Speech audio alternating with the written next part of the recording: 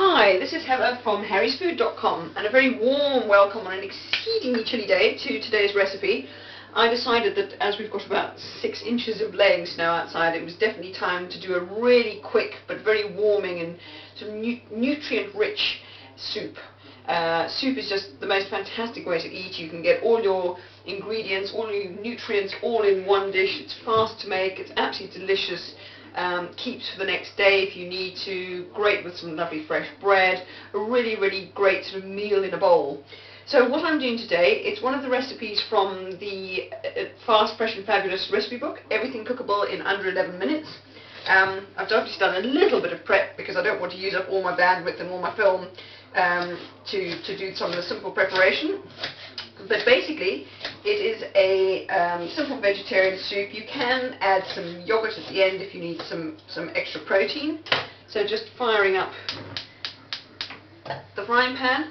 Now, one of the ways of keeping your food a little bit lower in fat is when you need to fry off onions and garlic at the beginning of a dish. Instead of going straight for the olive oil, use some water.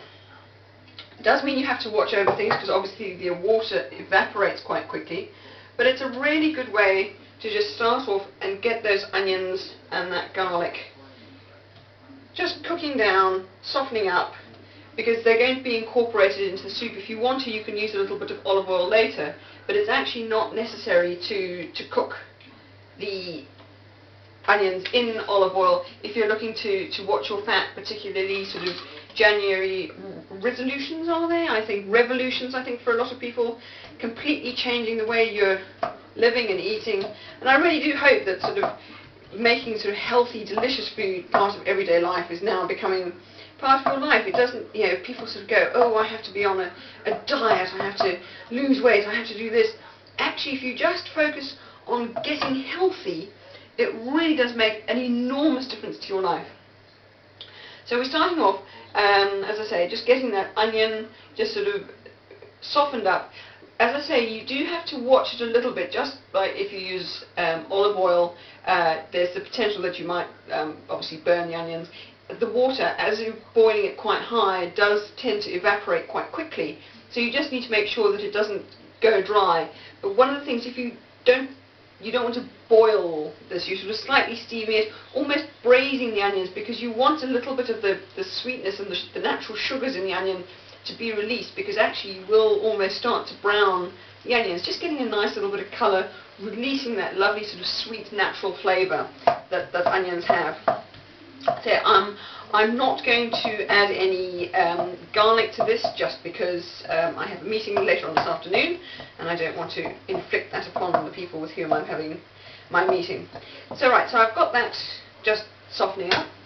What I've then got, the other, basically sort of just 3 or 4 very simple ingredients. Spinach, I've got just a bag of lovely fresh leaf spinach. I wouldn't spend the extra buying young leaf spinach. Spinach straight from a farm shop would be lovely. Just make sure you clean it thoroughly, because you don't want the bits of grit. Take off the very ends of the stalks. But otherwise, just ordinary, lovely, fresh spinach is just fantastic for the recipe. The chickpeas, I will be using tinned chickpeas. Just check with the label. Some of them are just in water, some of them are in salted water, some are in water with sugar and salt. Avoid at all costs ones with sugar and salt. You really do not need sugar in it. These ones I've got salted water. It just means I won't add any additional salt, and I will make sure that I use a salt-free stock. You don't want to overdo it on the salt. Most of the salt we take in is from food that has been processed. So just be careful with that, because I'd actually like to use the water from the tin to enhance the flavour of the stock that I'm making. Okay, so those are just coming up nicely. Cook them for a teensy bit longer if you're doing this. As I say, I'm keeping the bandwidth down. So really it's very simple. As soon as your onions are cooked, as I say, you can add a little bit of olive oil if you want to. I'm not going to, because I feel like putting a lovely big dollop of Greek yogurt at the end, so no need for any excess fat. And just get a lovely big bunch of spinach. The great thing about spinach is beautiful colour, but the other thing about it is that it cooks down quite dramatically. So I'm using my wok, because you just get a huge big bowl for all the flavours to infuse. Tin of chickpeas, put the whole lot over there. Just do that. One thing I forgot to mention was at the beginning of this, if you just put your kettle on to boil, so that by the time you get to the stage of the process you've got some hot water, just a little bit of stock powder, just give it that extra little bit of flavour, because the chickpeas and the spinach don't have a huge amount of intrinsic flavour.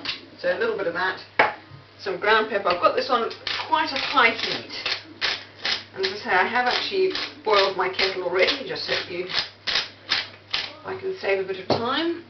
So grab the kettle and just fill it till it just comes to the top of the spinach. Again, keep it on high so it comes to the boil quite quickly. Spinach cooks very, very quickly. Lovely source of iron and extra vitamins. Pop a lid on it. Obviously the chickpeas are already cooked, so you're just wanting to heat them through. So all you're doing is just bringing this lovely sort of bit of stock broth to a boil and just reducing that spinach down, and it should take no more than about 2 minutes in that. So recycling my tin can, put that away whilst I have the opportunity. I've got a little stick blender, absolute best piece of kitchen equipment that you can have. Fantastic for blending soups, stews, pâtés, absolutely superb. They don't cost a lot, a really essential piece of kit. I use mine a lot. Soups are very much a part of my life, and it just means that you can, and you don't have to blend it to an absolute puree like baby food. You can still keep things a little bit chunky, but just changes the textures that you're eating. Texture, taste, these are the things that make your food interesting. I think a lot of people think when you start getting into healthy food that everything has to taste the same or be like birdseed or baby food.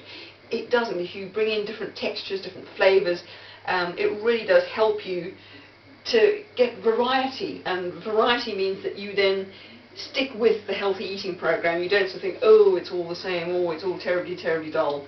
So just having a quick look, I know, and as I say, you really just want that to just come to the boil, because as soon as you overcook the spinach, not only do you lose some of the nutrient value, but you also lose the colour. It tends to go that slightly grey colour, and you want that almost, spinach has almost just a tinge of a metallic taste to it, which is lovely. You can almost taste the iron, you can almost taste the goodness in it, which is fantastic.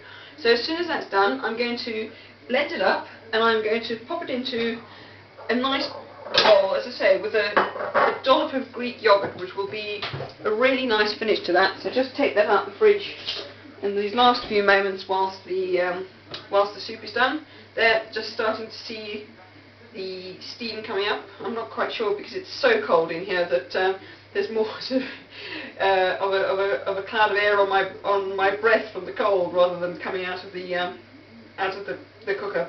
So right, so that's boiling up nicely, and I literally am going to blend it as it stands in the plate. These are so simple, and you can keep it nice and chunky if you like, have a little bit of chunkiness of the chickpeas, or you can blend it through. But if you can see there, not sure if you can, if I get the angle right, just what a beautiful colour the soup is. You just know that on a freezing cold day, it's actually doing you a lot of good. So, as I say, we're not doing the full 11 minutes because that takes up too much bandwidth. So I'm going to let that cook for just a little moment longer, just come through to the boil, and then I'm going to serve that with a delicious dollop of Greek yogurt. So that's a spinach and chickpea soup, perfect for a cold, cold winter's day. Warms you up, fills you with nutrients, makes you just feel really, really good about yourself, gives you a bit of energy to zing through the rest of the day. I hope you are somewhere nice and warm and tucked up, and take care, and until the next time, bon appetit.